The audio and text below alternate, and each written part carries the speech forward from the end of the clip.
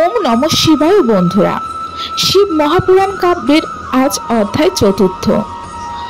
অধ্যায় 1, অধ্যায় 2 এবং অধ্যায় 3 যারা ভিডিওটি দেখেননি তারা এই ভিডিওর নিচে দেওয়া ডেসক্রিপশন বক্সে তার লিঙ্ক দেওয়া রয়েছে, সেখান থেকে আপনারা এই ভিডিওটি দেখে নিতে পারেন। শ্রাবণ মাসের এই পবিত্র সময়ে আপনাদের সবাইকে স্বাগত। এই পরম পবিত্র মাসে আমরা শুনছি ভগবান শিবের গৌরব গাথা শিব মহাপুরাণ এবং আজই তার চতুর্থ দিন। গতকাল আমরা শিব মহাপুরাণ কাব্যের অধ্যায় 3তে বলেছিলাম চঞ্চুলা কিভাবে তার পিশাচ যোনি থেকে তার স্বামীকে উদ্ধার করলেন এবং আজ তার পরবর্তী অংশ আমরা এই ভিডিওর মাধ্যমে আলোচনা করব। তো চলুন আমাদের আজকের ভিডিওটি শুরু করা যাক। সমস্ত ঋষিরা মহর্ষি সুত গোস্বামীর কাছে বললেন, হে মহর্ষি, আপনি আমাদের সেই শিবপুরাণের কাহিনী শোনান যা বেদান্তের সাররূপ ও অতি পবিত্র। সুত গোস্বামী বললেন, হে ঋষিগণ, সর্বরোগ ও শোকমুক্ত কল্যাণময় ভগবান শিবের স্মরণ করে আমি আপনাদের সেই শিবপুরাণ কাহিনী শোনাতে চলেছি যা বেদের 7 অর্থ থেকে প্রকাশ পেয়েছে। এই পুরাণে ভক্তি, জ্ঞান এবং বৈরাগ্যের গীত গাওয়া হয়েছে। ঋষিদের মধ্যে বিতর্ক। এই বর্তমান কল্পে সৃষ্টির প্রারম্ভে 6 কুলের ঋষিরা পরস্পরের মধ্যে বিতর্কে লিপ্ত হয়ে বললেন, কিছু জিনিস সেরা আর কিছু নেই। তখন তারা সকলেই ব্রহ্মার কাছে গেলেন এবং প্রণাম করে বললেন, হে প্রভু, আপনি আমাদের বলুন সকল তথ্যের ঊর্ধ্বে সেই পরম পুরুষকে। ব্রহ্মা বললেন, যাকে মনের সহিত বাক্যও বুঝতে না পেরে ফিরে আসে, যার কাছে ব্রহ্মা, বিষ্ণু, রুদ্র ও ইন্দ্র সহ সমস্ত জগতের উদ্ভব হয়েছে, তিনিই সর্বজ্ঞ মহাদেব। শুধুমাত্র ভক্তির দ্বারাই তাকে উপলব্ধি করা যায়। শিবের উপাসনার পদ্ধতি। ব্রহ্মা বললেন, আপনারা সকলেই পৃথিবীতে গিয়ে বহু বছর ধরে একটি বৃহৎ যজ্ঞ করুন। এই যজ্ঞের দ্বারা শিবের কৃপায় সেই জ্ঞানের উপলব্ধি হবে যা ভগবত পদের দিকে নিয়ে যাবে। সাধনের 3টি প্রধান রূপ বলা হয়েছে শ্রবণ, শুনে জ্ঞান লাভ; কীর্তন, শিবের নাম গান; এবং মনন মানে চিন্তন। এই 3টি শ্রেষ্ঠ সাধন বলে গৃহীত। অতীত কাহিনী ব্যাসদেব ও সনত কুমার। সুত গোস্বামী বললেন, এই সাধনের মাহাত্ম্য বোঝাতে গিয়ে আমি আপনাদের একটি প্রাচীন কাহিনী বলি। একদিন আমার গুরু ব্যাসদেব সরস্বতী নদীর তীরে ধ্যানস্থ ছিলেন। তখন সমস্ত সনত কুমার দেবতুল্য বিমানে এসে উপস্থিত হলেন। ব্যাসদেব তাকে অভ্যর্থনা করলেন। সনত কুমার বললেন, শুধু এক সত্যের চিন্তন করো, তব সেই সত্য ভগবান শিব। আমি পূর্বে অনেক ভ্রান্ত সাধনার চেষ্টা করেছিলাম। তখন নন্দিকেশ্বর এসে বললেন, শ্রবণ, কীর্তন এবং মনন এই 3টি শিবের সাক্ষাৎ উপলব্ধির জন্যই যথেষ্ট। এটা স্বয়ং শিব আমাকে বলেছেন। যারা এই 3টি সাধনে অক্ষম, ঋষিরা প্রশ্ন করলেন, যারা এই 3টি উপায়ে অক্ষম তারা কিভাবে মুক্ত হতে পারবে? সুত গোস্বামী বললেন, যারা শ্রবণ, কীর্তন এবং মনন করতে পারে না তারা শিবলিঙ্গ বা শিবমূর্তি স্থাপন করে তার পূজা করুক। নিঃস্বার্থভাবে ভক্তি ভরে ধূপ, দীপ, পুষ্প, ভোগ, শঙ্খ, চামর, ধ্বজা, নিত্যগান ইত্যাদির মাধ্যমে তাকে সন্তুষ্ট করুক। ঋষিরা আবারও বললেন, অন্য দেবতাদের শুধু মূর্তি দেখা যায়, কিন্তু শিবের ক্ষেত্রে লিঙ্গ ও মূর্তি দুটোই কেন? সুত গোস্বামী বললেন, কারণ শিবই একমাত্র ব্রহ্ম। তিনি নিরাকার বলে তার পূজা প্রতীক লিঙ্গ, আবার তিনি সাকার বলে তার মূর্তি, তাই দুটোই বিদ্যমান। অন্য দেবতারা ব্রহ্মা না হওয়ায় তাদের নিরাকার প্রতীক নেই। সুত গোস্বামী ব্রহ্মা ও বিষ্ণুর মধ্যে প্রাচীন বিতর্কের কাহিনী বলেন। যখন তারা শিবের জ্যোতির্লিঙ্গ রূপ রহস্য জানতে চেয়েছিলেন, শিব তখন এক অনন্ত আলোক স্তম্ভ অর্থাৎ জ্যোতির্লিঙ্গ রূপে প্রকাশ হন। কেউই তার আরম্ভ বা শেষ খুঁজে পায়নি। তখন তারা শিবের পূজা করেন।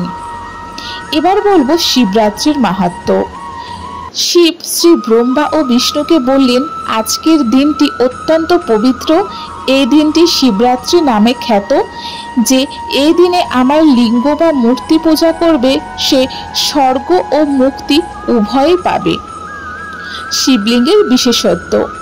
শিবলিঙ্গ ভোগ ও মোক্ষের সাধন, এর দর্শন, স্পর্শ আর ধ্যান সবই মুক্তির পথ। অর্থাৎ দর্শন করেও আপনারা মুক্তি হতে পারবেন, স্পর্শ করেও আপনারা মুক্ত হতে পারবেন এবং ধ্যান করেও আপনারা মুক্ত হতে পারবেন। লিঙ্গ ও মূর্তি দুটোই পূজনীয়, তবে লিঙ্গ শ্রেষ্ঠ। শিবের 5 কৃত্য। ব্রহ্মা ও বিষ্ণু জিজ্ঞাসা করলেন, আপনার যে 5 কার্য আছে তা কি? শিব বললেন, সৃষ্টির প্রারম্ভ অর্থাৎ সৃষ্টিকর্ম, দ্বিতীয়ত অবস্থান অর্থাৎ প্রতিপালন, তৃতীয়ত সংহার অর্থাৎ লয়, চতুর্থত তিরোভাব অর্থাৎ আচ্ছাদন এবং পঞ্চমত অনুগ্রহ বা মুক্তি প্রদান। এই 5 কার্যের প্রতীক তার পঞ্চমুখ, ওঙ্কার ও পঞ্চরক্ষার মন্ত্র। ভগবান শিব বললেন, আমার মুখ থেকে ওঙ্কার নিগত হয়েছে, যা আমার নিজস্ব রূপ। ওঙ্কারই সর্বব্যাপী, এর থেকেই পঞ্চাক্ষর মন্ত্র ওং নমঃ শিবায় জন্মেছে। এই মন্ত্রই সর্বসিদ্ধি প্রদান করে। শিষ্যদের শিক্ষা। এরপর ভগবান শিব নিজে ব্রহ্মা বিষ্ণুকে দীক্ষা দেন এবং তাদের বলেন যে শিবলিঙ্গের প্রতিমা স্থাপন করলে শিবের সঙ্গে ঐক্য প্রাপ্তি হয়। উপসংহার। এভাবেই সুত গোস্বামী 2য় অধ্যায় শেষ করলেন।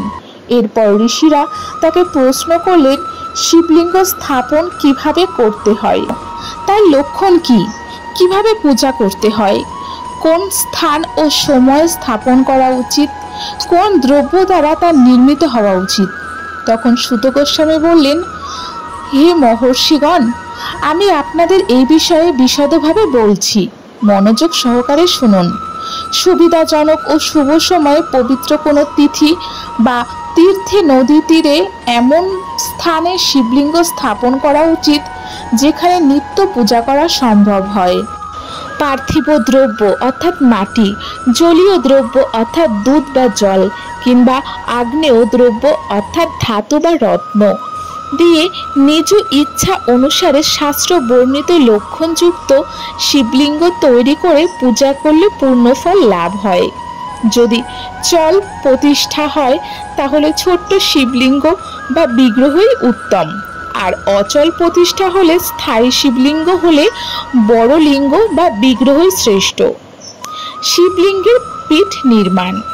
উত্তম লক্ষণযুক্ত শিবলিঙ্গের পীঠ থাকা উচিত, যা মঙ্গলাকার অর্থাৎ গোল, চতুষ্কোণ, ত্রিকোণ, খাটের পায়ার মতো হয়।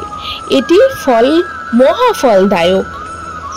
শিবলিঙ্গ তার পীঠ একই দ্রব্য থেকে নির্মিত হওয়া উচিত, এমনকি চল লিঙ্গেও এমন নিয়ম প্রযোজ্য, তবে বানলিঙ্গের জন্য একটি বাধ্যতামূলক নয়।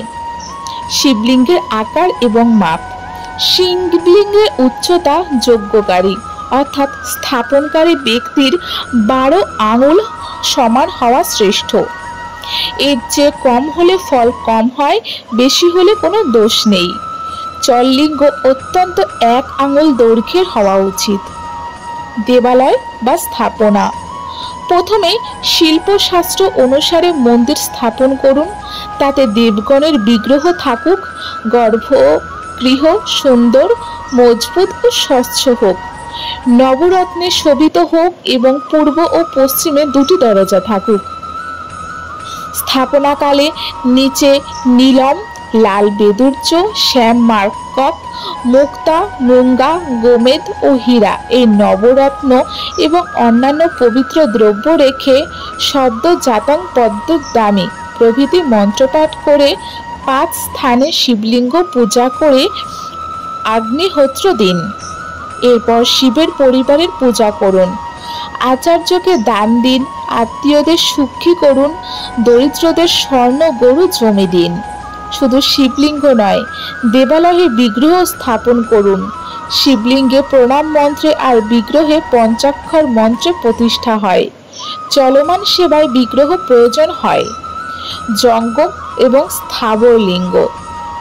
জীবন্ত লিঙ্গ যেমন কৃমি, গরু ইত্যাদি জঙ্গম, আর বৃক্ষ, লতা ইত্যাদি স্থাবর।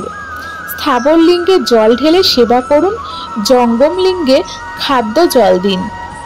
এইরূপ শিবলিঙ্গে নিয়মিত পূজা করে ষোডশোপচারে আহ্বান, আসন, অর্ঘ্য, পাদ্য, আসমান, স্নান, বস্ত্র, গন্ধ, পুষ্প, ধূপ, দীপ, নৈবেদ্য, তাম্বুল, আরতি, প্রণাম, বিসর্জন, শিবপদ লাভ হয়।